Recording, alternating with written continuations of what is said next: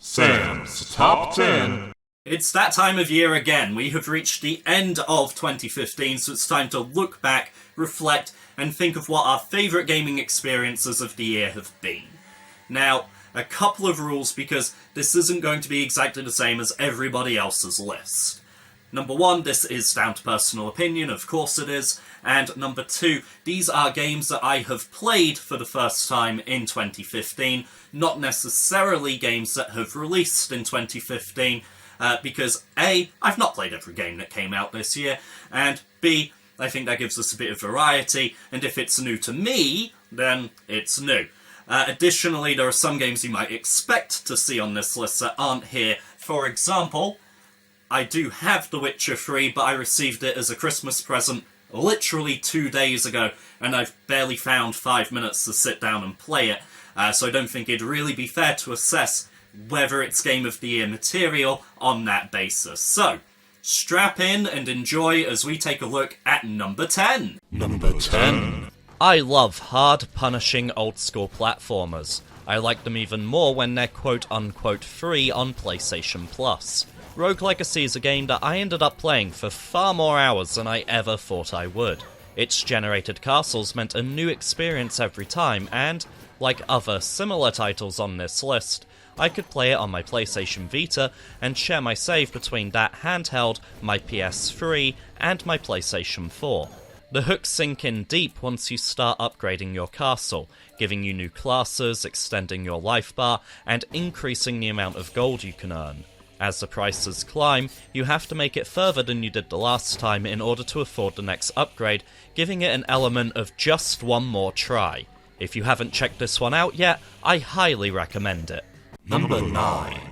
When I saw the first trailers for this one, I promised myself I'd buy it on launch. Not only because it looked like a game I'd love, but also to try and show support for this kind of title and the Vita as a machine. For one reason or another, release day came and went without me noticing, and the title recently ended up on PlayStation Plus.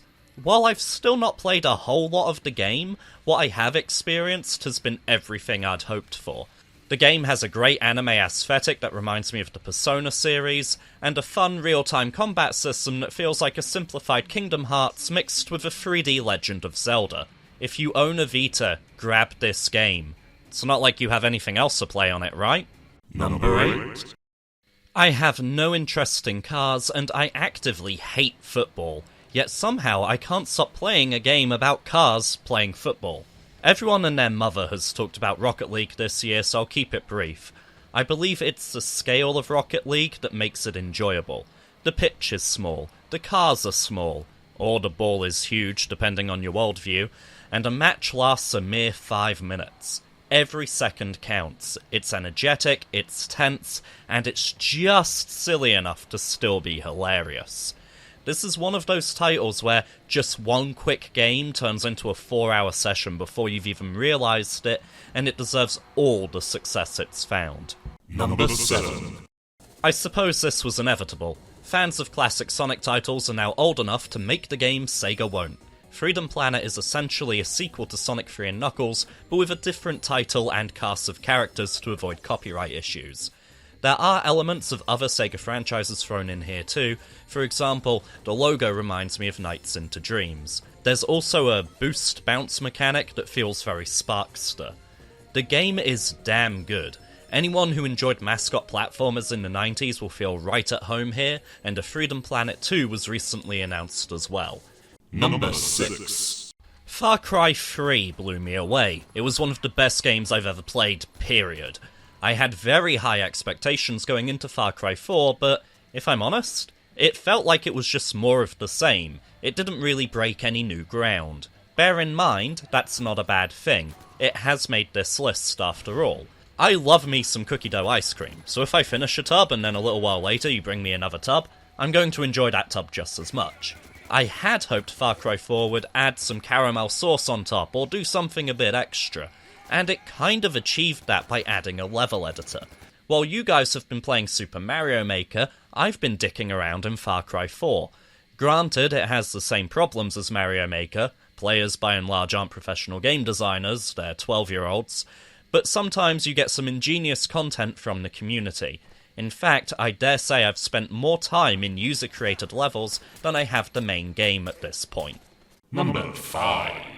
Let's face it, Dragon Ball games release about as often as Assassin's Creed, Call of Duty, or FIFA, and the quality had been going downhill fast since Ultimate Tenkaichi. Enter Xenoverse, a game with a unique twist on the familiar DBZ plot involving time travel. Someone's screwing around with the timeline, so you get to create your own character and visit various altered events fixing things. There's even a treasure trove of what-if scenarios resulting from tampering with the timeline that see you fighting on the side of the villains as well as the heroes.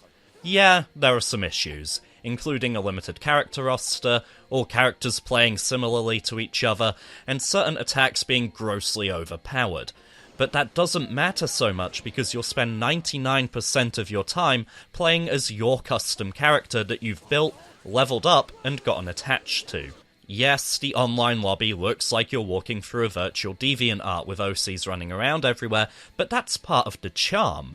You can even be the ultimate fanboy by training under your favourite characters and learning their moves. The combat's also been improved since Battle of Z, being far less rock, paper, scissors, and instead taking notes from the Budokai Tenkaichi and Raging Blast series. Punches feel satisfying again, especially when you knock your opponent halfway across the huge arenas. A huge thank you to Eric, aka A Salieri, for gifting me this one on Steam. A link to his channel should be on screen right about now. If you're a fan of Dragon Ball, then this is certainly one for you. Number 4. Technically, I played Grand Theft Auto 5 on PlayStation 3 when it first came out. However, I didn't spend any time in its online mode. An online mode that's significantly changed since the heists finally came out. You could say Grand Theft Auto Online is kind of like an early access game that only truly released this year if you really want to justify having this game on this list. Or, I could just say, it's my list, my rules, suck it. Nowadays, I'm playing the PC version, which was a gift from a friend, Terry Kane. Go check out his channel at the link on screen now. I've had so much fun creating my own maps, playing missions, and dicking around with the British gaming blog crew that there was no way Grand Theft Auto Online wasn't going to feature on this list. Number 3. Of course, the finale to one of my favourite gaming series and a sequel to one of my favourite games of all time made this list. For a while, it seemed like this would be grabbing the top spot, but it fell just short for me. For the full reasons why, feel free to check out my spoiler-free review of the game, my spoiler-heavy video discussing my thoughts on the plot, or my current Let's Play series. Because, you know, plugging is great. The short version is, it's an Arkham game with a lot of love, care, attention, and polish put in, but with too much focus on the Batmobile, and too large a scope to offer the same focused and tailor-made experience that Asylum excelled at, with many iconic villains being relegated to short-lived side quests only. Definitely pick this up though, unless you're on PC where there are still problems somehow. Also be aware that this game, in terms of plot, gameplay tutorials, and difficulty, assumes you've played and completed the previous entries. Number 2. When this one was offered up as part of PlayStation Plus, I barely even glanced at it. Eventually, I found myself with nothing to do, and the game installed on my hard drive, so I reluctantly took it for a spin. I have to say, I'm very glad I gave it a shot. Spelunky has been nigh on impossible to put down.